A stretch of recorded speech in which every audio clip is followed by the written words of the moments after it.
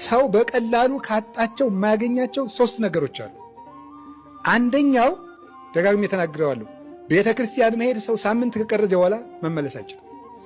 ሁለተኛስ ከስጋው ደግሞ ራቅ ብሎ ከቆየ ሰው በቀላሉ ይመለስ። ሶስተኛስ የሌሊት ጸሎት ሰው ካቋረጠ በቀላሉ ያገኘውም ትጋት ሀብት ናት፣ ትነሳለች፣ ትጠፋለች እንደ መብራት።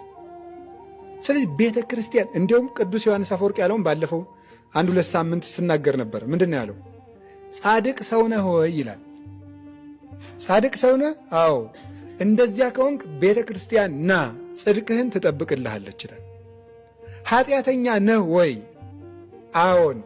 ቤተ ክርስቲያን ና፣ ከኃጢአትህ ታነጻሃለች ይላል። ሁለቱም ብትሆን ግባ እሷ ውስጥ ነው። እዚያች ውስጥ ነው የምንነጻው፣ የምንቀደሰው፣ ስሬት የምናገኘው።